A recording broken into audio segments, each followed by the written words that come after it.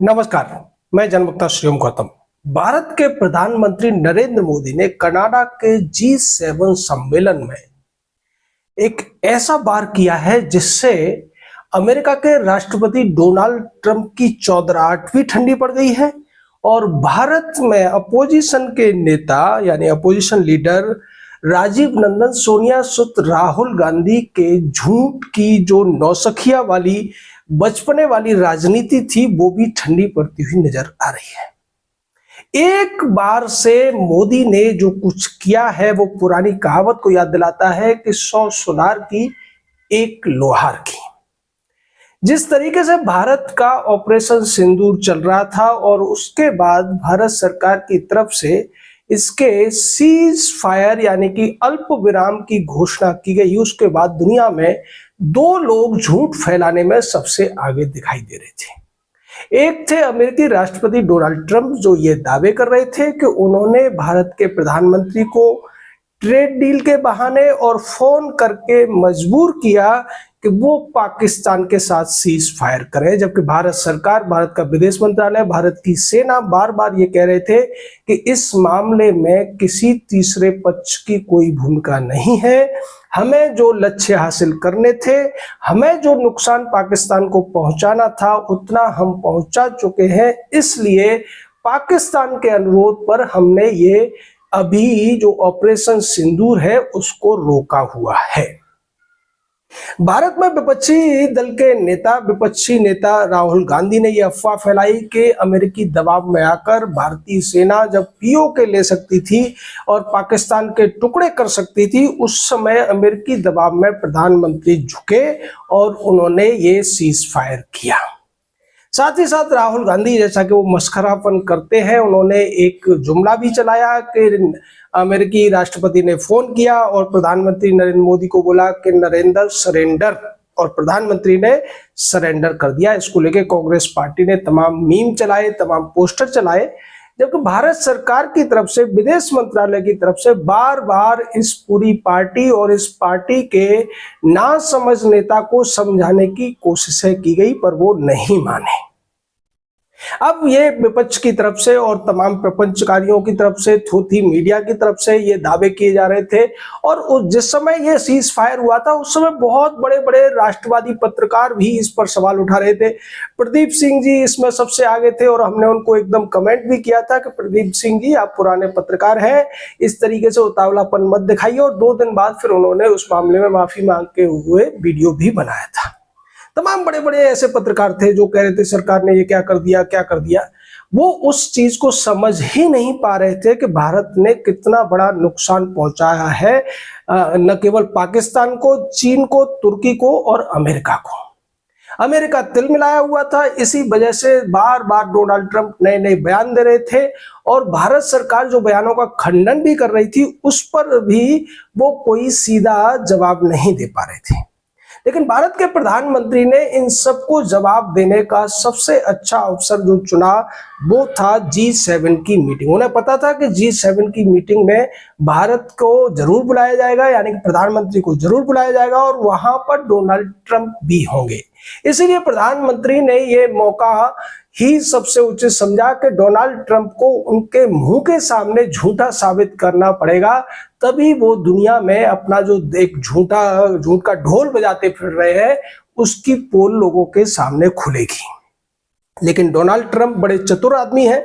जैसे ही प्रधानमंत्री कनाडा पहुंचते हैं वो बहानेबाजी करके कनाडा से अमेरिका के लिए फ्लाइट लेके उड़ जाते हैं और बाद में वहां से वो फोन करते हैं कि मुझे प्रधानमंत्री नरेंद्र मोदी से बात करनी है। प्रधानमंत्री पहले से ये पूरा का पूरा प्लान करके गए थे कि नरेंद्र मोदी जब जवाब देंगे तो वो डोनाल्ड ट्रंप के मुंह पर जवाब देंगे और मुंह पर उन्हें झूठा साबित करेंगे। वही उन्होंने किया और उन्होंने स्पष्ट तौर से पूरी दुनिया को बता दिया कि ऑपरेशन सिंदूर में हुआ क्या था और ऑपरेशन सिंदूर अभी भी जारी है। ये घोषणा भी देश के प्रधानमंत्री नरेंद्र मोदी ने कर दी है। तो उन लोगों के मुंह पर ताले अवश्य लग जाने चाहिए जो बार बार इसको लेकर, सेना को लेकर और देश की सरकार को लेकर जैसे झूठे बातें फैला रहे थे कि सरकार झुक गई है, सरकार कमजोर हो गई है, पाकिस्तानियों ने हमारे राफेल गिरा दिए हैं।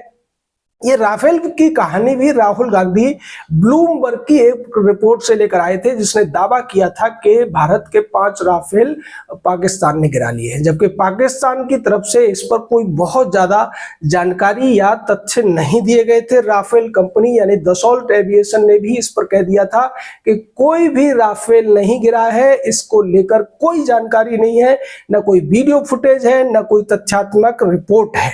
उसके बावजूद कांग्रेस पार्टी और उसका पूरा का पूरा इकोसिस्टम, रवीश राठी टाइप के जो थोथी मीडिया के प्रपंचकार हैं, वो सब इस पर दावे कर रहे थे।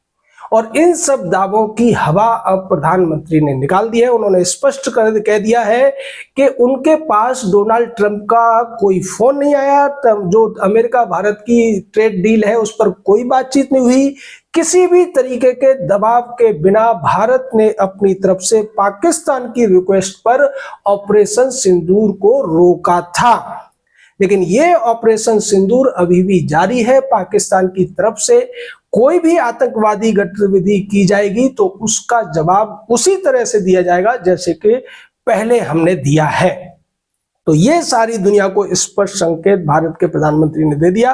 उन्होंने ये भी कहा कि अमेरिका की तरफ से केवल डिप्टी जो प्रेसिडेंट हैं जेडी वेंस, जो भारत भी आए थे, उनका फोन आया था और उन्होंने ये चेतावनी दी थी कि पाकिस्तान भारत पर बड़ा हमला करने वाला है। और ये सब हुआ था 9 तारीख को।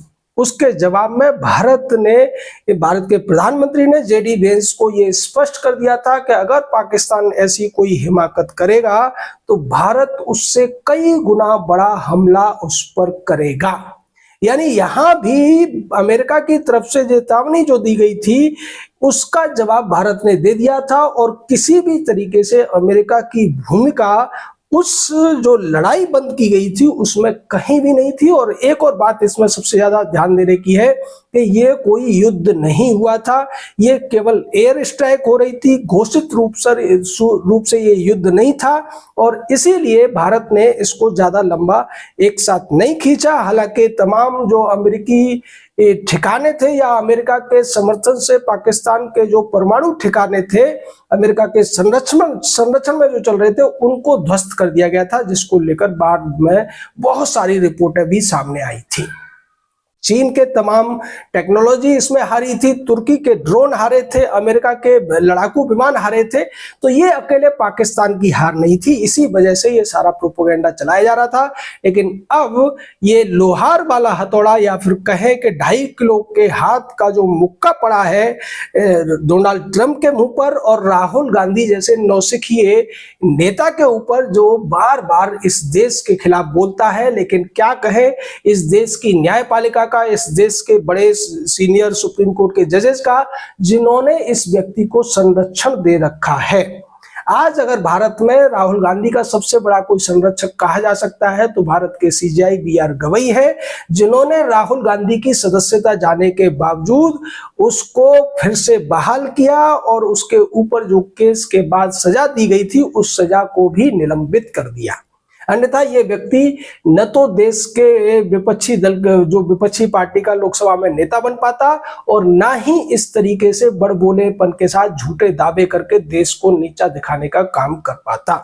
तो यहाँ अब देश के सीजेआई को, सुप्रीम कोर्ट के तमाम जजेस को भी ये समझना पड़ेगा कि क्या वो इसी तरीके से देश विरोधी बातें करने वाले, देश के खिलाफ साजिश रचने वाले और देश के खिलाफ उल्टे सीधे बयान देने वाले नौसिखिए नेताओं को इसी तरह संरक्षण देंगे या फिर जनता के मन की बात को समझकर, जनमत की राय को समझकर ऐसे लोगों को सजा देने का भी काम करेंगे। जय हिंद, जय भारत।